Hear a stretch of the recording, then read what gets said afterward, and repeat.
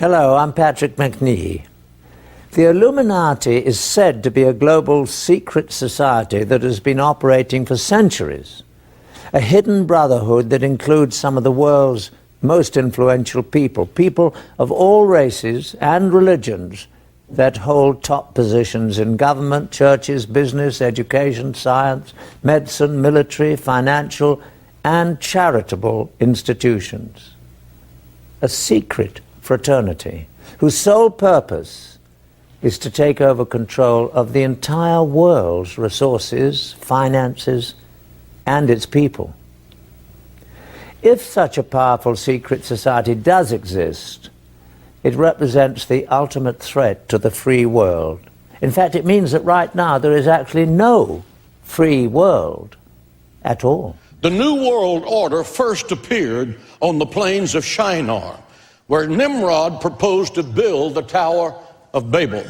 Its purpose was to defy God's authority over men, to cast God out of their lives, and to usher in the occultic world and welcome the Prince of Darkness to rule the earth. The Tower of Babel, which means confusion, was covered with occultic symbols of the zodiac as its decoration. The second appearance of the New World Order came when Satan met Jesus in the wilderness, and he said, "If you will fall down and worship me, I will give you the kingdoms of this world." Now understand this, Satan had been given geographical control of this part of the universe, and he had it within his power to do exactly what he said. Satan was cast out of heaven. He became the Prince of Darkness. Prince means someone in authority in his kingdom. Wherever there is spiritual darkness, Satan has authority. Get that in your mind. That's why Jesus said to the church, "You are the light of the world. Let your light so shine before men that they may see your good works and glorify your Father which is in heaven." Continuing the historical progression of the New World Order. Out of the European history comes the Illuminati, meaning enlightened. A super secret organization of international financial power brokers in Europe that had as their goal a world empire and a new world order. Their leadership consisted of Satanists and atheists. Ironic that followers of the Prince of Darkness thought of themselves as the source of light, until you look at the Bible and recognize that Satan himself disguises himself as an angel of light. Their objective, the Illuminati, was to kick God out of society and that man should rule it. If you have a United States dollar in your wallet, it bears the phrase "One World Order," the seal that was adopted by Congress in 1782. The seal that's on the left depicts an unfinished pyramid with an all-seeing eye at its top in a blaze of glory. Beneath that pyramid are three Latin words, Novus Ordo Seclorum, which means New World Order. The designer of the Great Seal was Charles Thomson, member of the Masonic Order who served as Secretary of the Continental Congress. This pyramid has special meaning to the Masonic Order, even as crystals and pyramid power hold occultic significance for the followers of the New Age. To some, the all-seeing eye represents providence. To others, it represents the eye of an ancient Egyptian deity, Osiris. After World War I, the war to end all wars, President Woodrow Wilson pronounced the League of Nations in man's relentless pursuit of a one-world government. There was no support for it, and it failed. Next on the stage of history came a man by the name of Adolf Hitler, and he told the German people he would bring to Europe a new order that would last 1,000 years. He dragged Europe into the bowels of a living hell, and he turned Europe crimson red with the rivers of human blood. Hitler's SS Corps and his followers were occultists and Satanists. The objective, to cast God out of society and to allow the Prince of Darkness to rule the earth for 1,000 years. Then came the Communist Party, pledging a new world order, an atheistic, God-hating, evil empire that collapsed like a house of cards. Russia is now trying to make a comeback as a superpower. so that they can lead the Islamic nations against Israel, as described by the prophet Ezekiel in chapters 38 and 39. Now comes the United Nations, who wants a new world order. What does it mean? Listen to the words of Brock Chisholm, former director of UN World Health Organization. Quote, "To achieve world government, it's necessary to remove from the minds of men their individualism, to remove loyalty to the family, national patriotism, and religion. Objective, to cast God out of society." Are we hearing right?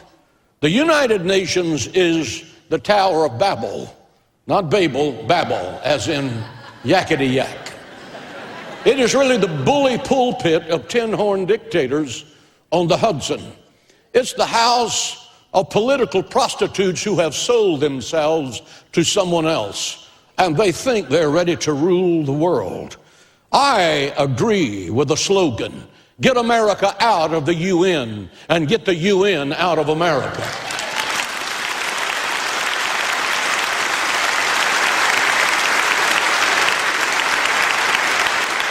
Listen closely. There is going to be a new world order, and soon. It's not going to be the socialistic utopia that self-serving politicians in D.C. believe it's going to be. It's not going to be the heaven on earth that Marxist professors in America's universities are clamoring for. It's going to lead to an economic crash and then to a living hell on planet Earth. From the Tower of Babel to the United Nations, to the ACLU, to the godless in our Congress who desire to kick God out of society and to let man rule the earth, God is about to say, it's enough. It's enough. You've rejected me. You've rejected my word. You've rejected my son, Jesus Christ. I'm going to turn Satan's Messiah loose on the earth. I'm going to release the Antichrist and the four horsemen of the apocalypse who will make Hitler look like a choir boy. They will slaughter 1/4 of the earth's population and produce a hell on earth that the minds of men cannot fully grasp. There are 4 things that have to happen before a new world order can come to power, according to Brock Chisholm of the United Nations. 1, there must be a destruction of the monetary system. I believe America's economic problems are not created by market conditions. I believe that they have been planned and orchestrated to devalue and to destroy the wealth of the dollar. It does not take a rocket scientist to understand the basic economic concept that excessive debt leads to bankruptcy. How many of you know that when you spend more than you make, you go broke? Now, people in Congress understood that, we wouldn't be going the direction we're going. You cannot spend your way into wealth. What one person receives without working, another person must work for without receiving. The government cannot give to anybody anything that the government does not first take away from someone else. And the government that can give you everything has the power to take from you everything. We're living in a virtual reality. We're living in a totally controlled environment where very few people realize the extent to which we are all manipulated and controlled by unseen forces. In fact, I'd go as far as to say that our society is the most manipulated and controlled society in history because of the programming and conditioning we all undergo through both mass media and public education. We're seeing a society that not only has a lot more people of lower IQ, but a lot fewer people of higher IQ. In other words, a dumbing down, a chemical dumbing down of society. So everyone's sort of mediocre. That leaves them dependent on government because they can't excel. We have these people of lower IQ who are totally dependent. Then we have this mass of people who are going to believe anything they're told because they can't really think clearly. And very few people of very high IQ who have good cognitive function who can figure this all out. And that's what they want. So, you can kind of piece it together as to why are they so insistent in spending so many hundreds of millions of dollars of propaganda money to dumb down society? Oh yes, and music is a whole another area that employs these techniques. Popular music, all popular culture, movies, TV, music, they carry messages, and it's not just entertainment.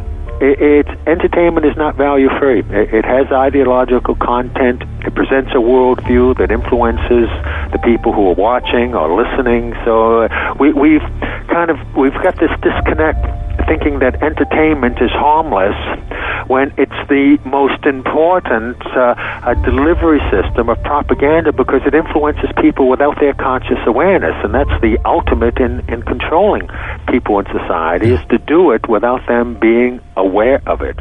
I tremble.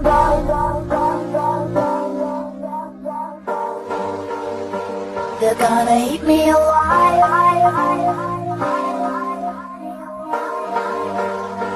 if I stumble.